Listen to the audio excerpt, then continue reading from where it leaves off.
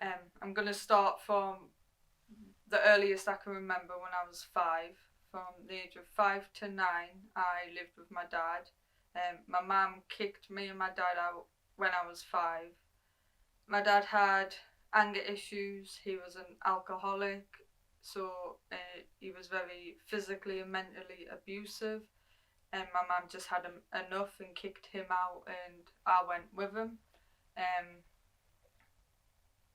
he spent a lot of time out drinking and getting into fights and getting locked up, so I spent a lot of time on my own. Never went to school or nursery, wasn't out the house a lot. At the age of 9, I got put in foster care with my 2 sisters. Um, the relationship with my foster parents was hard from the beginning. It was a hard environment to get used to. My sisters were easier to get into it, but it was a lot harder for me. I went comp year 7 for this first time, got bullied quite a bit. I had to learn to read, write, talk, got took out of class a lot for 1-to-1. It was very hard. Um, when I left comp and went into college, I got into a relationship, and in that relationship it was quite controlling, and I ended up getting pregnant at 16. Foster carers and social services wanted to take my daughter from us straight away. I had to spend the whole 9 months fighting for her to keep her. They used everything against me. When I was 13, I used to self-harm, but I stopped when I got older, so they used that against us. Everything they could think of, saying I was going to be a bad mother, just like my parents. I had to break up with my boyfriend at the time. He wasn't paying any attention. He chose his Xbox over going to midwife appointments and scans. And her due date, he went off to London that weekend instead of staying around to be there when I had my daughter. Social services did say I could keep her at birth as long as I stayed with my foster carers and become a mother and baby unit. I ended up having a home birth, and things got really hard. My foster carers did everything they could to make being a first time mum difficult. I couldn't leave my daughter to get her a bottle from the kitchen. I couldn't go in the shower and leave her with them. She had to be with us. They were writing everything down. It made us feel really uncomfortable because I was being watched 24/7. Things got really frustrating because I had postnatal depression, and they said I could take 5 minutes outside, so I went outside, came back in, and they had social services on the phone saying I walked out on her. No one was helping us or trying to support us, and every time I asked for help, they said parents don't ask for help, it's not something they do, they just do it themselves. So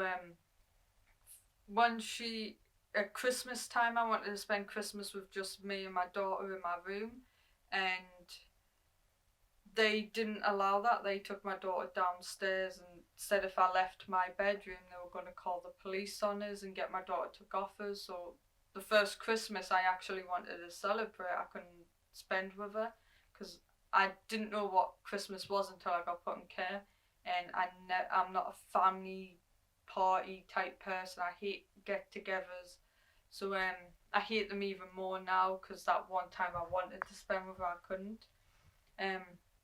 Once she turned 3 months, I realised that this wasn't the life I wanted for her, and I decided to put her up for adoption. As soon as I told them my decision, they took my daughter off us, put her in my foster carer's care, and said I wasn't allowed to go and see to her. If she cried, I couldn't see to her. And once a few days later, when I turned 18, my foster carers kicked us out. I didn't have anywhere else to go, so I went back to my ex.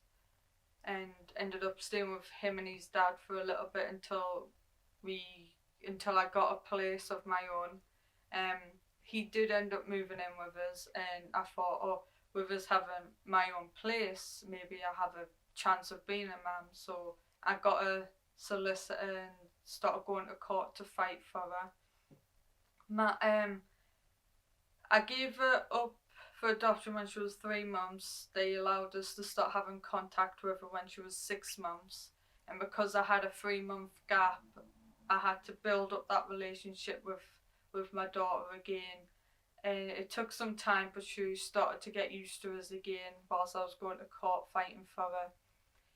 It took a year going to court. It was just after her first birthday when they decided that adoption was the best decision for her. I was heartbroken, but I also knew why they made that decision.